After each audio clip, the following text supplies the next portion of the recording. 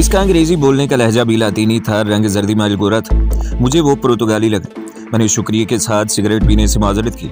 इसने पोशाली की तरफ देखा और सिगरेट केस बंद करके जेब में रखते हुए बोला, मैं जानता हूँ कि तुम सिगरेट नहीं पीते। शायद इस तरह वो हम पर जाहिर करना चाहता था कि वो हमारे पुराने रिकॉर्ड से वाकिफ है और हमारे माजी से मुतल्लिक सब कुछ जानता है। यह हकीकत भी हो सकती थी और इसकी ब्लफ चाल भी हो सकती थी। इसकी पेटी के साथ ही होलिस्टर में पिस्तौल इस तरह लगा हुआ था कि इसका दस्ता बाहर निकला था।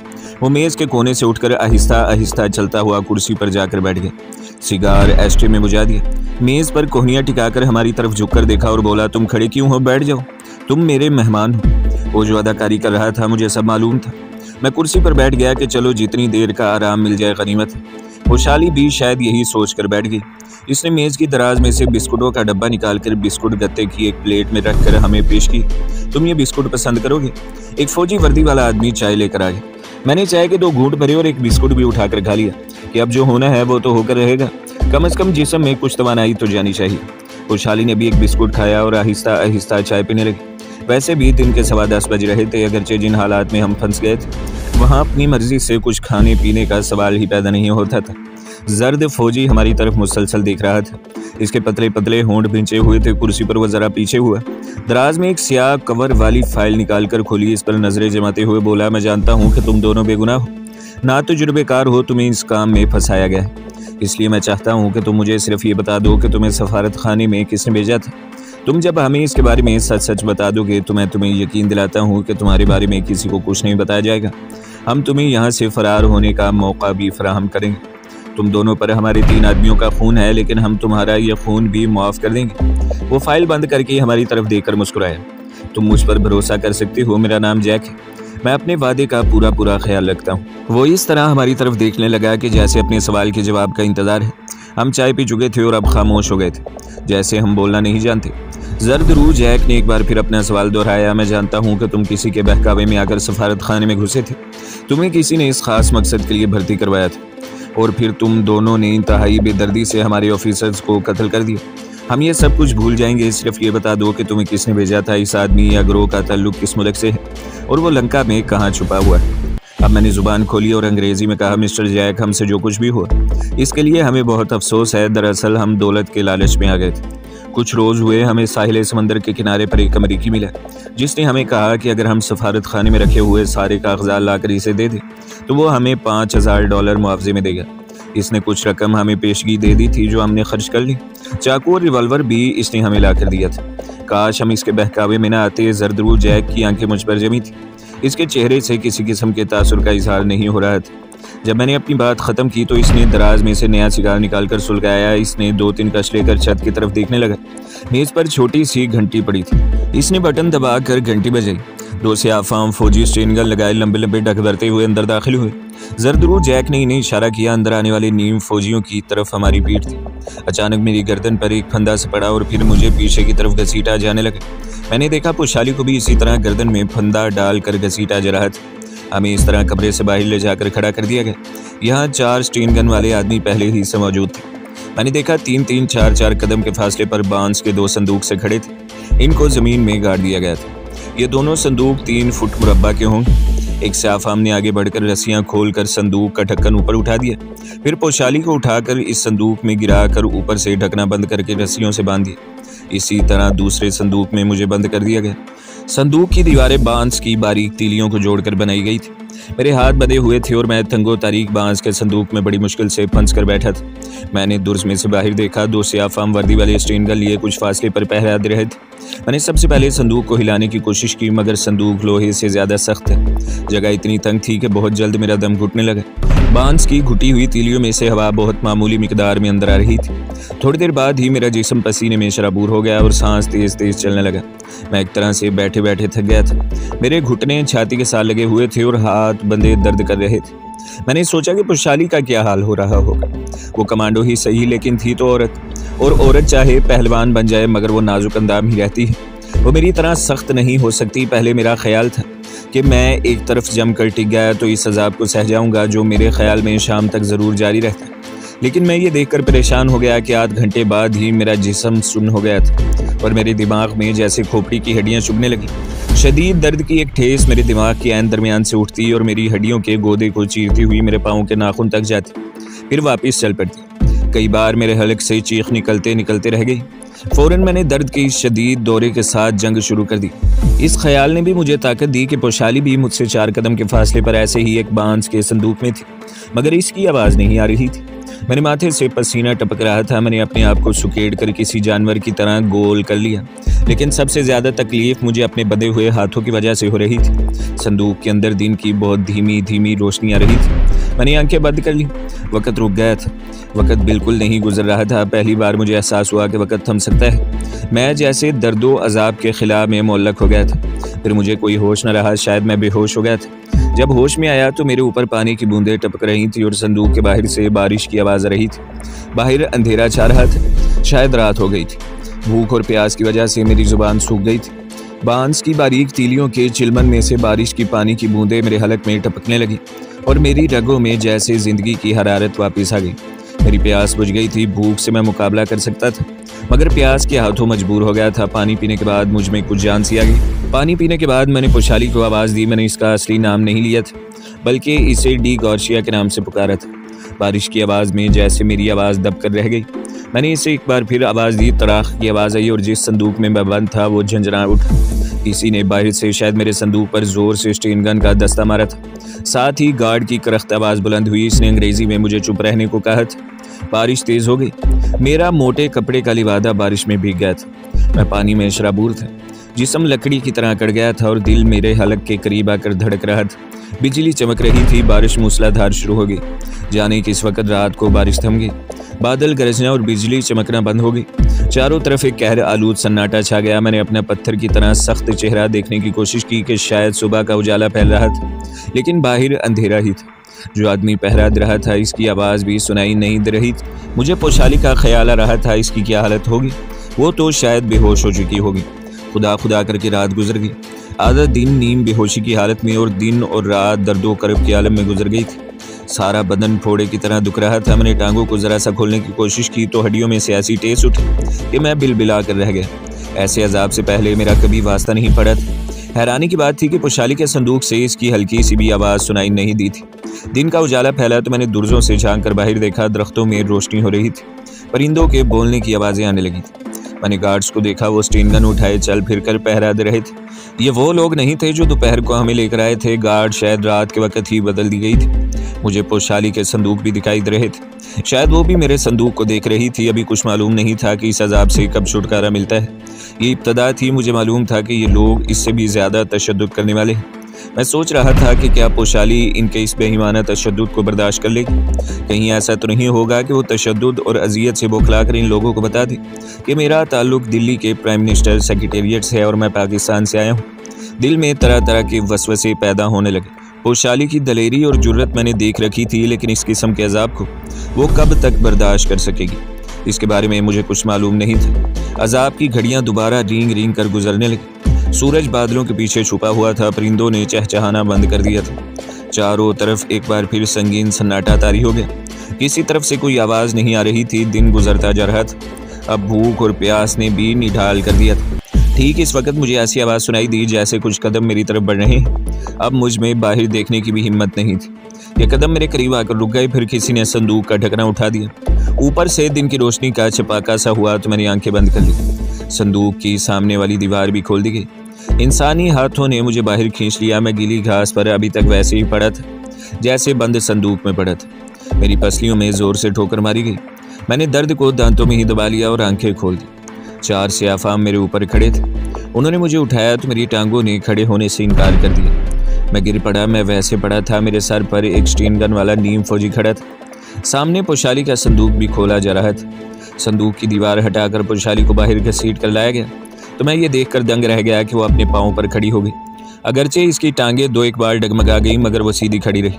पोशाली का ये अज़म और इस्तक़लाल देखकर मुझे शर्मिंदगी महसूस हुई और मैं भी जल्दी से उठ खड़ा हुआ। टांगें डगमगाती रहीं मगर मैं खड़ा रहा। हमारी गर्दनों में रस्सी डालकर हमें एक तरफ खींचा जाने लगा। हमसे चला नहीं जा रहा था मगर हम चल रहे थे। हमें दरख्तों से हटकर एक ऐसी जगह लाया गया जहाँ नारियल के डहलान छत वाले 2 झोंपड़े बने हुए थे। इनके बाहर चूल्हे की एक देचकी रखी थी। दो इसी तरह के वर्दी पोश या फाम आदमी वहाँ चाकू चुबंद खड़े थे। चूल्हे के सामने हमें खड़ा कर दिया गया।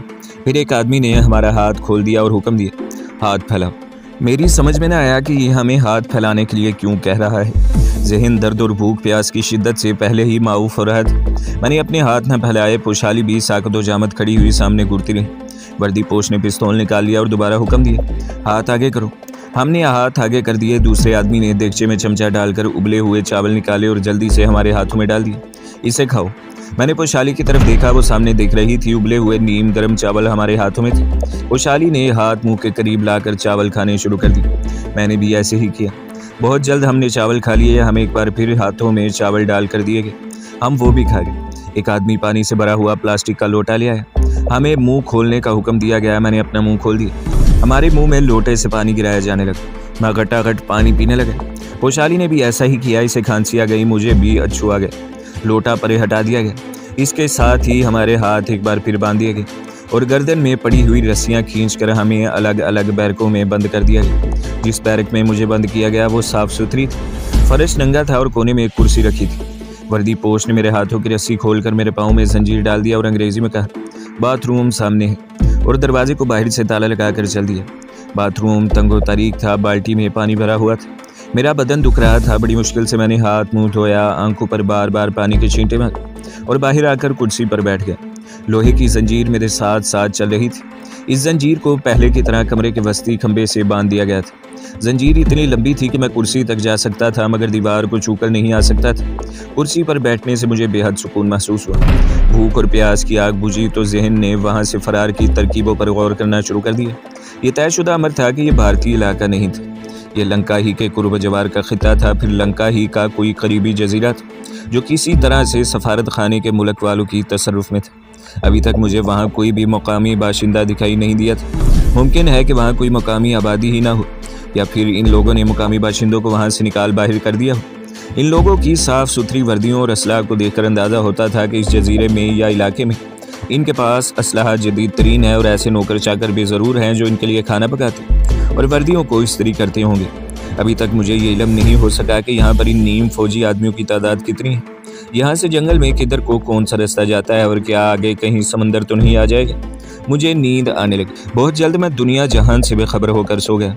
जब आँख खुली तो सूरज गुरूब हो गया था। सलाखों वाली खिड़की के बाहर अंधेरे का गुबार फैलने लगा। छत वाला कमज़ोर सा बल्ब रोशन था। लकड़ी के फर्श पर लाल बेग रींग रहे थे।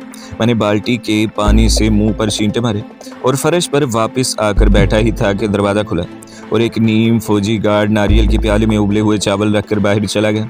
मुझे भूख लग रही थी। फ़ौरन चावल हड़प कर गया। जिस्म में थोड़ी बहुत ताकत ज़रूर आ गई थी। मैं फरार के मंसूबों पर गौर करने लगा। पोशाली करीब ही किसी ऐसी ही झोंपड़ी में रखी गई थी। मुझे इसे भी अपने साथ लेना था लेकिन फरार का कोई मंसूबा मेरी समझ में नहीं आ रहा था। रात गुजरती चली गई। दोपहर के बाद से कोई मुझे लेने या पूछगछ करने नहीं आया। शायद वो मुझे एक दिन का आराम देना चाहते थे ताकि मैं नया तशद्दुद सहने के लिए फिर से तैयार हो सकूं। बाहर रोशनी और अंधेरा छाया था। किसी जानिब से रोशनी नज़र नहीं आ रही थी। किसी वक्त बाहर से पहरा देते हुए गार्ड के कदमों की चाप ज़रूर सुनाई दे जाती थी। मुझे कई बार कोलंबो वाले अपने एजेंट का ख्याल आया। शायद वो हमें यहाँ से निकालने के लिए कोई जतन करे लेकिन मुझे इससे ज़्यादा उम्मीद नहीं थी। मैं आंखें बंद किए फर्श पर पड़ा रहा। टांग या बाजू पर किसी तल चटे के रींगने का एहसास होता तो इसे ज़ोर से हाथ मारकर जहन्नम रसीद कर देता। मान झोंपड़ी या कमरे के बाहर किसी आदमी के कराहने की ऐसी आवाज़ बुलंद हुई जैसे किसी ने इसे छुरा घोंप दिया। फिर धप की आवाज़ आई। मैं जल्दी से उठकर बैठ गया और बल्ब की कमज़ोर रोशनी में आंखें फाड़ फाड़ कर दरवाजे की तरफ देखने लगा। इसके साथ ही सारा इलाका गोलियों की ज़द आवाज़ों और हैंड ग्रेनेड की धमाकों से गूंज उठा। लोगों का शोर सुनाई देने लगा। मैं जल्दी से उठकर खिड़की के पास आया। जंजीर की वजह से मैं खिड़की के 5 फुट पीछे रह गया था। बाहर जंगल में मुसलसल फायरिंग हो रही थी। क्या यहाँ बगावत हो गई है? क्या किसी दुश्मन ने हमला कर दिया है? मैं अभी ये सोच रहा था कि दरवाज़ा धड़ाक से खुला और 3 आदमी हाथों में स्टेन गन्ने थामे अंदर दाखिल हुए। उन्होंने आते ही तामुल ज़बान में कहा, जल्दी से निकल चलो, हम तुम्हें यहाँ से निकालने आए हैं, जल्दी करो। मैंने उन्हें पाँव में जंजीर का बताया तो एक आदमी ने गन की नाल मेरे टखने के पास ही जंजीर के ऊपर रखकर ट्रिगर दबा दी। धमाके हुए और जंजीर टूट गई। इन लोगों ने सिरों पर तामल गोरीलों की तर्ज के रुमाल बांध रखे थे। इनके रंग भी तामलों की तरह निस्वारी थे। मैं इनके साथ ही बाहर निकला। क्या देखता हूँ कि झोंपड़ी के बाहर इस गार्ड की लाश पड़ी है जो पहरा दे रहा था। एक तरफ वैसे ही दो तामल आदमी स्टेन करने लिए खड़े हैं और कभी कभी पीछे की तरफ फायरिंग करने लगते हैं। लोगों की घबराई हुई आवाज़ें सुनाई दे रही थी। इनमें मुझे बोचर की आवाज़ भी सुनाई दी। मैं बड़ा खुश था कि अपने एजेंट ने आखिर हमें निकालने के लिए आदमी भेज ही दी। हमें बचाकर ले जाने वाले तामल कमांडो आगे आगे जा रहे थे। मैं और पोशाली इनके बीच में थे। आगे वाले एक तामल ने झंझलाकर कहा, क्या वो हरामी कश्ती लिए आए होंगे? हमारे पीछे पीछे आने वाले तामल ने जवाब दिया, क्यों नहीं आए होंगे इब्राहिम, क्या इन्हें 5000 की रकम नहीं चाहिए? मैं समझ गया कि इन लोगों ने रुपया देकर यहाँ के मकामी माहीगिरों का बंदोबस्त किया है। ऐसा अक्सर होता रहता है, ये कोई नई हैरानकुन बात नहीं है। हम जंगल के अंधेरे में भागे जा रहे थे। दूर दरख्तों की तारीकी में रोशनी सी होकर बुझ गई। वो लोग आए हुए हैं। हमारे आगे जो तामल कमांडो था, इसने कहा। पीछे से फायरिंग की आवाज़ अब दूसरी जानिब से आने लगी थी। ऐसा महसूस होता था कि हमारे ताक़ुब में आने वाले दूसरी तरफ निकल गए। अब इस कमांडो पार्टी के लीडर ने तामुल ज़ुबान में मुझसे कहा, क्या तुम दोनों को तैरना आता है? मैंने कुछ हैरान सा होकर तामुल में ही जवाब दिया, हाँ। इसने वैसे ही करख्त आवाज़ में पोशाली से पूछा। इसने भी हाँ में जवाब दिया।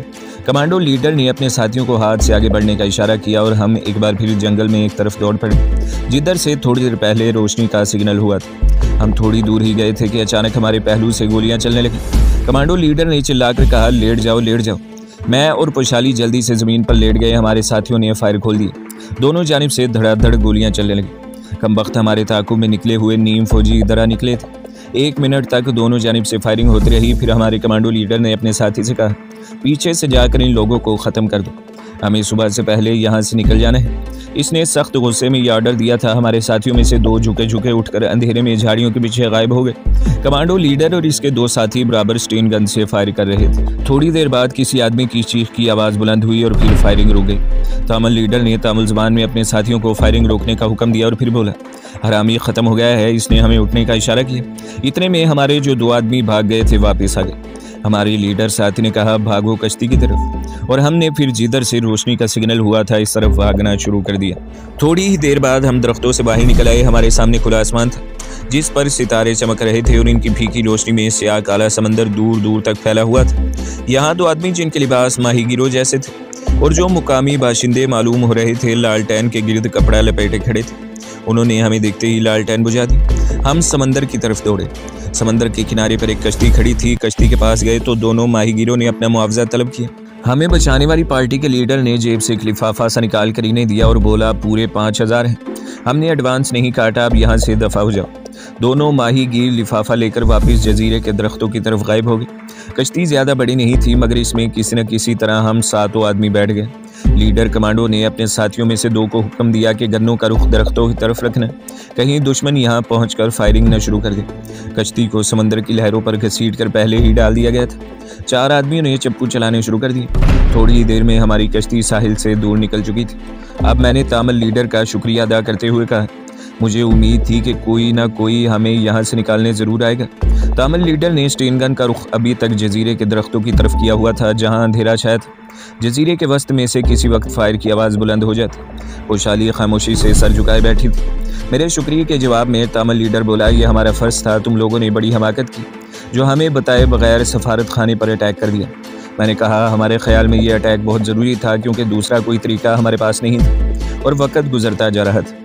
अब पोशाली ने तामुल ज़ुबान में इस बचाओ पार्टी के लीडर से पूछा, तुम लोगों को किसने भेजा है? इस पर तामुल लीडर ने घूर कर पोशाली को देखा और तलख लहजे में कहने लगा, सिवाय अपने एजेंट के और कौन हमें इस जहन्नम में भेज सकता था? फिर इसने ज़ोर से समंदर में थूक दिया। अब वो मेरी तरफ मुतवज्जा होकर बोला, तुम लोगों ने इन्हें कुछ बताया तो नहीं?